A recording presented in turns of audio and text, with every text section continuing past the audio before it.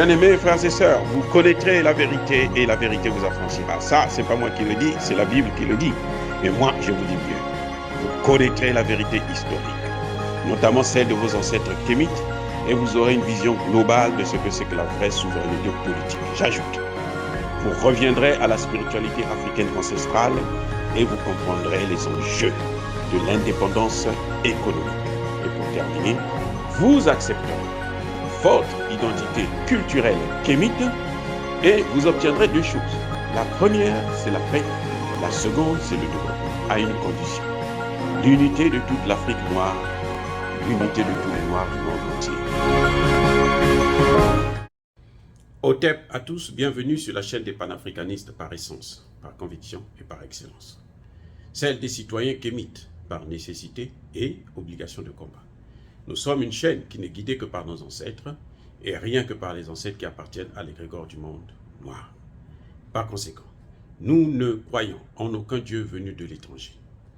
Toutefois, cette vidéo n'est aucunement destinée à inciter à la haine ou à la violence, car nous menons un combat qui est d'abord et avant tout spirituel, ensuite il est politique, géopolitique et géostratégique, contre l'impérialisme, le colonialisme, le néocolonialisme et l'endocoloniat, sur la base du principe fondamental que nous avons hérité de nos ancêtres kémites, qui est celui de la Mahat, c'est-à-dire solidarité, vérité et justice. Vous êtes donc en droit de connaître la vérité, et nous avons l'obligation de vous dire la vérité et rien que la vérité, afin que justice soit rendue au continent africain.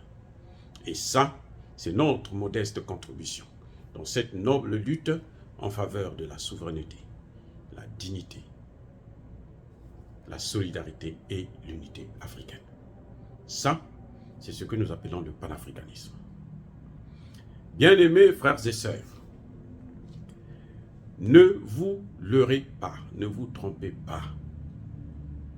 Ce qui se passe en Guinée-Conakry, c'est que le colonel Damiba a intenté de payer le prix de son soutien au Mali. Eh oui. Les manifestations que vous voyez, qui sont certainement pour la plupart interdites, et parfois même réprimées par la police, ne sont pas dénuées d'arrière-pensée. Ce ne sont pas des manifestations comme au Burkina Faso et au Mali. Donc, ce n'est pas la même chose. Là-bas, les Français veulent en finir avec Doumbouya.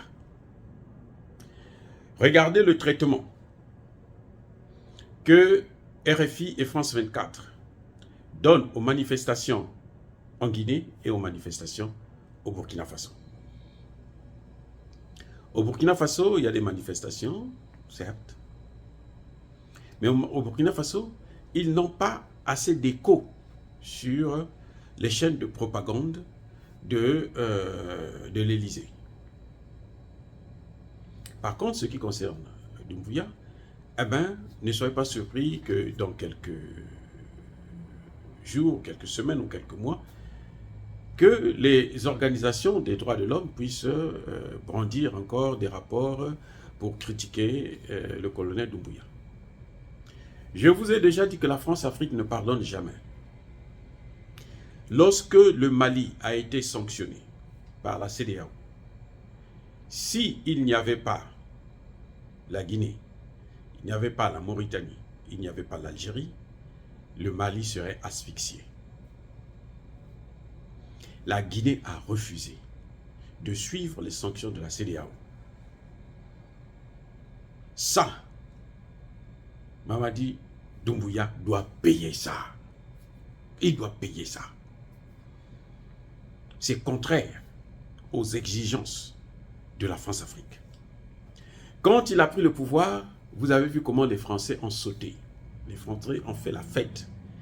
Parce que Alpha Condé était en train de commencer à regarder un peu de plus près les accords en ce qui concerne les matières premières le phosphate et autres. Et Doumbouya vient, il est en train de suivre un peu la même voie. Et entre-temps, il sauve le Mali. Les marchés qui appartenaient au Sénégal et à la Côte d'Ivoire, les pays qui soutiennent la France, auxquels la France est vraiment chez elle. Elle gagne tellement, elle a tellement d'intérêt à soutenir ces pays, à être avec ces pays. Ces marchés-là sont allés en Guinée. Oui, il y a eu la Mauritanie et l'Algérie qui ont ouvert les frontières aussi.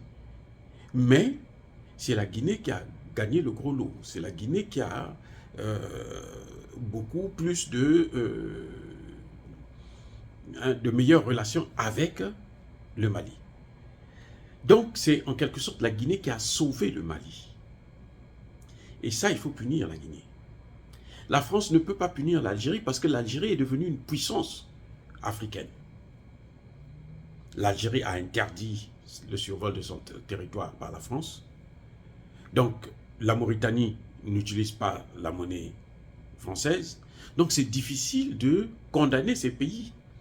Elle a essayé de mettre un conflit entre la Mauritanie et les Maliens en tuant des Mauritaniens sur le sol malien et en faisant croire que c'est l'armée malienne. C'est pas passé, ça n'a pas marché, comme elle avait fait d'ailleurs entre le Centrafrique et le Tchad. Ça n'avait pas marché non plus. Donc, elle s'attaque sur celui qui a plus donné, qui a vraiment annulé les sanctions de la CEDEAO. Parce que les sanctions, qu'on le veuille ou non, ça ne marchait pas. Au contraire, ça a rendu le Mali encore plus fort. Donc ça, Mamadi Doumbouya doit payer ça. Que cherchent les populations guinéennes? Qu'est-ce qu'ils veulent? Pourquoi ils manifestent? Il n'y a pas de terroristes en Guinée. Pourquoi ils manifestent? Au Burkina Faso, c'est parce qu'ils veulent que les Russes puissent venir, qu'on chasse les Français et les Russes puissent venir. Mais en Guinée. Donc, derrière ces manifestations guinéennes, il y a la main noire de Jupiter. Il y a la main noire de la France. Il y a la main noire d'Emmanuel Macron. En tout cas, c'est comme ça que je vois ça. La France ne pardonnera pas à Mamadi Doumbouya d'avoir aidé le Mali à contourner les sanctions de la CEDEAO édictées par la France elle-même. C'est clair. Donc il faut mettre le paquet pour le descendre. S'ils peuvent l'enlever de là, ce serait une bonne chose. Les Français l'avaient soutenu parce qu'ils savaient que c'était, il venait de la Légion d'honneur, donc la Légion étrangère française, donc c'est un ancien partenaire, c'est quelqu'un qui a travaillé pour eux, mais ce retournement de veste là, ils n'ont pas apprécié ça. C'est au président Doumbouya de comprendre que la France-Afrique ne pardonne jamais. Il n'a pas le droit de reculer vis-à-vis de la France. Il doit leur mener la guerre telle que le Mali est en train de le faire. Ils ont l'avantage, la Guinée a l'avantage de ne pas utiliser le franc CFA. C'est déjà un grand avantage. Mais il est temps que la Guinée puisse se rapprocher aussi de la Russie pour sa sécurité. Parce qu'aujourd'hui, le grand problème en Afrique, ce qui fait peur aux chefs d'État africains de prendre des décisions contre la France, c'est un problème de sécurité. Alors, il n'a qu'à, il sait ce qu'il faut faire. Il n'a qu'à suivre l'exemple du Mali et du Centrafrique. S'il veut s'en sortir, s'il veut la paix. Sinon, les Français vont tout faire jusqu'à le descendre. Ils sont prêts à tout. De même, le Mali, pour obtenir définitivement sa souveraineté, elle doit sortir de la zone CFA. Il faut abolir le franc CFA, mettre fin à la présence du franc CFA, à l'utilisation du franc CFA au Mali. Monsieur Doumbouya, Monsieur le Président, vous avez le message, vous avez l'information. Il n'y a pas de plus ridicule que quelqu'un qui a l'information et qui va se jeter dans le piège des Occidentaux. Maintenant, là, nous comprenons les choses. Ces manifestations-là, il y a la main noire derrière. Il y a la France derrière. Parce que les objectifs de ces manifestations ne sont... Ils veulent la démocratie, mais c'est un gouvernement de transition. Vous avez déjà dit que vous allez organiser des élections. C'est clair. D'ici 2 ou 3 ans, ce sera fait. Pourquoi ils ne se calment pas? Pourquoi ils ne se préparent pas pour les prochaines élections? Mais c'est parce que on ne veut même pas que vous puissiez organiser les élections. Parce que si vous organisez les élections, probablement c'est un de vos proches qui va prendre le pouvoir. Probablement les Guinéens, dans leur grande majorité, comprendront que c'est la voie à suivre et que la France va définitivement perdre aussi la Guinée. Donc, il faut vous combattre. Ce que vous avez fait pour le Mali, c'est ça qui vous cause ces problèmes. Je ne dis pas que ce que vous avez fait, c'est mauvais. Au contraire, c'est très, très, très bien. Nous sommes contents, nous sommes fiers de cette action des Guinéens vis-à-vis des frères maliens. Mais on est obligé, en tant que spécialiste de ces questions, de vous dire, de vous préparer. Parce que la guerre contre vous, elle sera sans pitié. Dire cela, c'est inciter à la haine ou à la violence. Non. Yaba Kolerve, Yamaleme. Soyez bénis par le Dieu des Kémites, j'ai dit et j'assume.